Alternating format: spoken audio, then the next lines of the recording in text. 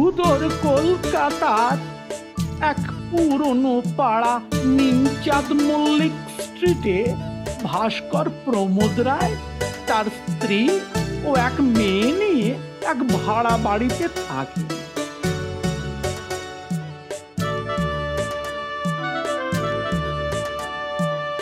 প্রমোদ বাবু, আগামী 15 দিনের ভিতর আপনি এ বাড়ি খালি করে দিন। এত তাড়াতাড়ি? পরিবার পরিজন মালপত্র নিয়ে সাধ্যের মধ্যে নতুন বাড়ি খুঁজে চলে যাওয়া খুব মুশকিল। সেরকম হলে আমি কোর্টে যাব।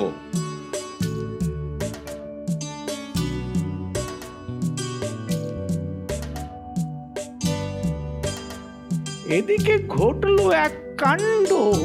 শ্রীকৃষ্ণ চৈতন্য প্রভু নিত্যানন্দ, হরে কৃষ্ণ হরে রাম, শ্রী রাধা গোবিন্দ। নরহরি দাস পরম বৈষ্ণব, তার পরম বন্ধু ভৈরব চাটুর্যে, যে কিনা আবার পরম শাক্ত। তারা দুজনে সারা দিনের কাজের শেষে সন্ধ্যাবেলা একসাথে বসে দাবা খেলতো। কিন্তু হঠাৎই একদিন মারা গেলেন নরহরি দাস।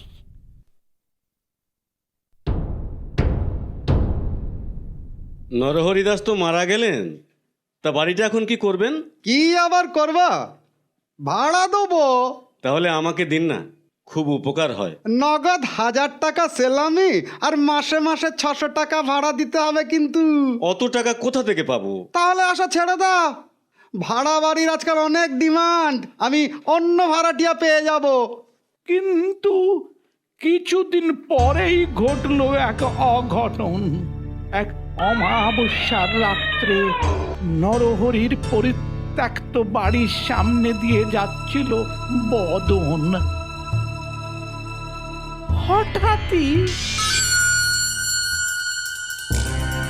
কে ওখানে? সারা দিচ্ছিস না কেন? কে তুই? কে? নরহরি কর্তা না? ওরে বাবা রে!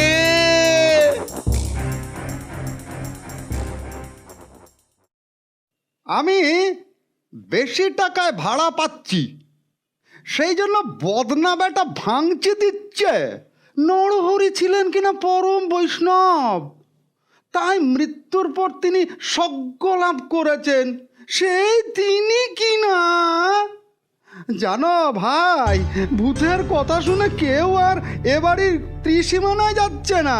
আমি শাক্ত তন্ত্রসিদ্ধ মানুষ, বৈষ্ণবের প্রেতাত্মা আমায় দেখলে পালাবে। তুমি চিন্তা করো না, আমি কদিন ওই বাড়িতে থাকবো, দেখি কিছু হয় কিনা। বেশ, দেখো। গত 2 দিন ধরে নরহরির টিকিটিরও দর্শন পাইনি। আজ অমাবস্যা, মায়ের পূজা করব। দেখবে ভূত প্রেত বলে যদিও বা কিছু থাকে, এই পুজোর পরে সব পাপ পাপ বলে পালাবে।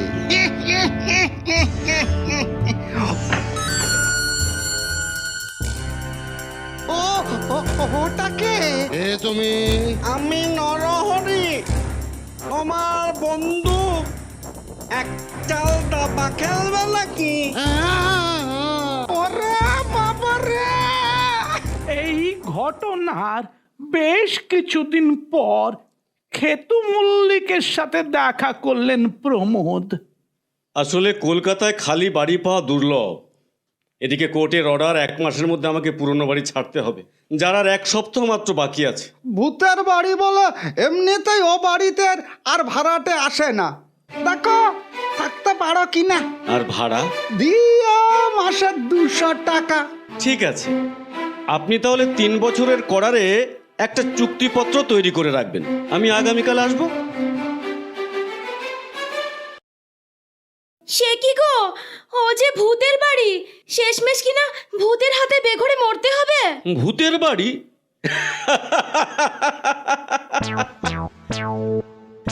বেশ, দেখো তবে। আমি ভাস্কর, কাজেই নরহরির মুখটা অতি নিখুঁত ভাবেই তৈরি করতে পেরেছি। ব্যাস, তারপর রাতের অন্ধকারে মূর্তিটা নরহরির ঘরের রোয়াকে দাঁড় করাতেই কেল্লা ফতে, চারিদিকে রটে গেল ওটা ভূতের বাড়ি।